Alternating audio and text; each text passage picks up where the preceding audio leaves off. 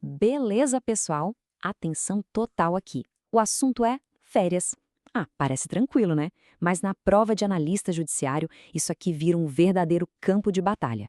É estratégico.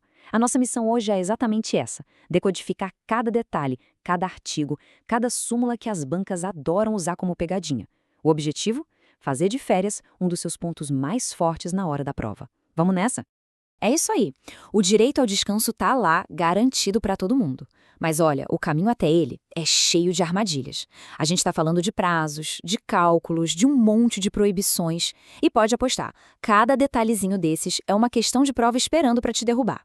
O que a gente vai fazer aqui é mapear esse campo minado, tintim por tintim, para ninguém cair em nenhuma cilada. Então vamos lá. Ponto de partida. Missão férias. Primeira fase. Direito e aquisição. É aqui que tudo começa. A gente precisa entender como esse direito é, sabe? Como ele é conquistado. Porque não é só chegar e trabalhar, não. Tem que cumprir certinho os requisitos da lei. Bora analisar a base de tudo. E essa analogia aqui é perfeita, né? Pensa no período aquisitivo como se fosse aquela barra de energia de um videogame, sabe? A cada mês que passa trabalhando, você vai enchendo um pouquinho mais essa barra. Aí, quando completa os 12 meses, bum! Barra cheia, poder desbloqueado. Você destrava o direito às suas férias. Simples assim. Agora, presta muita atenção. Esse aqui é um daqueles pontos que mais derruba a gente boa em concurso. É crucial saber diferenciar período aquisitivo de período concessivo. Vamos lá. Aquisitivo, como a gente acabou de ver, são os 12 meses da conquista, certo? Onde você está farmando o seu direito. Já o concessivo são os 12 meses seguintes. É o prazo em que o empregador tem a obrigação de te dar as férias. E se ele não fizer isso, aí o bicho pega e a gente já vai ver as consequências. Atenção máxima aqui, pessoal. Existem situações que simplesmente zeram a sua barra de energia, que abortam a missão. O artigo 133 da CLT é claro. Se o empregado sai do emprego e não volta em 60 dias, se fica de licença remunerada por mais de 30 dias, ou se recebe auxílio-doença por mais de 6 meses, já era. Perde o direito às férias daquele período. São justamente essas exceções que as bancas amam cobrar. Fica de olho. Beleza, vamos para a próxima fase da missão. Agora, vamos falar da duração.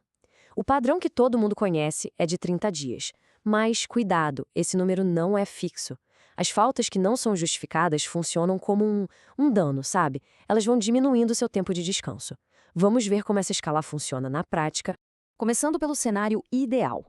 Com até 5 faltas injustificadas durante o período aquisitivo, seu escudo está no máximo.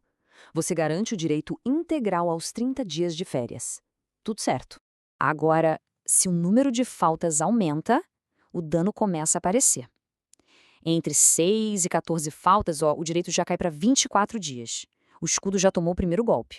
A coisa vai ficando mais sério. Se forem de 15 a 23 faltas, o direito despenca para apenas 18 dias. A integridade do seu descanso já está bem comprometida aqui. E aqui a gente chega no nível crítico. Com 24 e 32 faltas, o que sobram são só 12 dias de férias. E se passar de 32 faltas injustificadas, já era. Perde o direito completamente. Essa tabelinha proporcional, gente, é ouro puro para a prova. Tem que memorizar. E olha só esse ponto que é uma vedação absoluta e um peguinha clássico de prova. O parágrafo 1º do artigo 130 é muito claro. O empregador não pode chegar e falar: você faltou 3 dias, vou descontar 3 dias das suas férias. Não, de jeito nenhum. As faltas definem qual faixa de direito você se encaixa. 30, 24, 18 ou 12 dias. Mas elas nunca são subtraídas direto do período de descanso. Cuidado com isso. Certo. Direito adquirido, duração definida. E agora? Agora vem a fase de execução, a concessão das férias. Como é que isso acontece? Quando? Aqui, os detalhes do procedimento são tudo. Vamos dar uma olhada nos protocolos. O protocolo é bem direto. Primeiro, quem escolhe a data, em regra, é o empregador. Segundo, ele tem que avisar por escrito com, no mínimo, 30 dias de antecedência. Terceiro, tudo tem que ser registrado, anotado na carteira de trabalho. E quarto ponto, que é super importante, o fracionamento. Pode dividir? Pode, em até 3 vezes, mas só se o empregado concordar. E tem que respeitar as regras. Um período tem que ter pelo menos 14 dias e os outros 2, no mínimo 5 dias cada. Alerta máximo aqui. Isso é o que a gente chama de zona proibida. Uma regra que veio com a reforma trabalhista.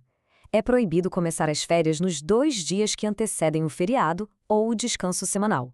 Ou seja, nada de começar as férias numa sexta-feira, por exemplo. A ideia do artigo 134, parágrafo 3º, é não deixar que o descanso da semana se misture com o início das férias. Ponto quente para a prova. Tá. E se o empregador vacilar? Se ele não der as férias dentro do período concessivo? Aí a penalidade é pesada, como diz o artigo 137. O pagamento vai ser em dobro. E isso já nos leva direto para o próximo ponto crítico da nossa missão, que é a grana. Chegamos no coração financeiro da operação, a remuneração das férias. Aqui não tem espaço para erro, gente.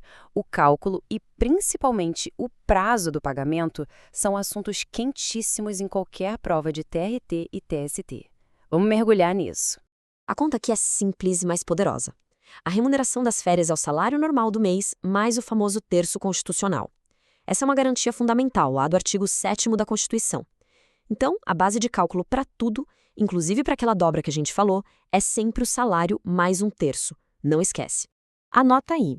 Esse é o prazo fatal do artigo 145 da CLT. O pagamento de tudo, salário e o terço, tem que ser feito até 2 dias antes do início do descanso. Não é no dia que começa, não é durante, é antes. E é esse prazo que ativa uma das súmulas mais importantes e cobradas do TST. E aí vem a pergunta que vale ouro. Imagina a situação. O empregador dá as férias no período certinho, tudo ok. Mas ele paga atrasado. Paga no dia que a pessoa sai, ou um dia depois. E aí, o que acontece numa situação dessas? A resposta está aqui, ó. É informação de altíssima prioridade. Súmula 450 do TST. Ela é direta e reta. Se o empregador descumprir aquele prazo de pagamento de 2 dias antes, mesmo que as férias tenham sido tiradas na época certa, tem que pagar em dobro. O TST entende que pagar atrasado é a mesma coisa que não dar as férias. Isso não cai em prova, isso despenca. Para fechar, vamos falar da nossa última manobra tática, o abono pecuniário. É o que o pessoal chama de vender as férias. É uma opção, uma estratégia que o empregado tem, mas que, claro, também tem regras bem rígidas. A estratégia é a seguinte. O empregado pode escolher converter até 1/3 do período de férias dele em dinheiro. Por exemplo, se tem direito a 30 dias, pode vender 10. Aí, ele trabalha nesses 10 dias e recebe o salário normal por eles e ainda recebe o valor correspondente a esses 10 dias de férias. Importante, isso é um direito do empregado. Se ele pedir no prazo, o empregador não pode recusar. E olha aqui a janela de oportunidade e o prazo que não pode perder de vista. O pedido para vender as férias tem que ser feito até 15 dias antes do fim do período aquisitivo. Cuidado, não é do concessivo, é do aquisitivo, é aqui que muita gente se confunde. Ou seja, o empregado tem que se planejar e fazer o pedido antes mesmo de fechar os 12 meses de trabalho que dão direito.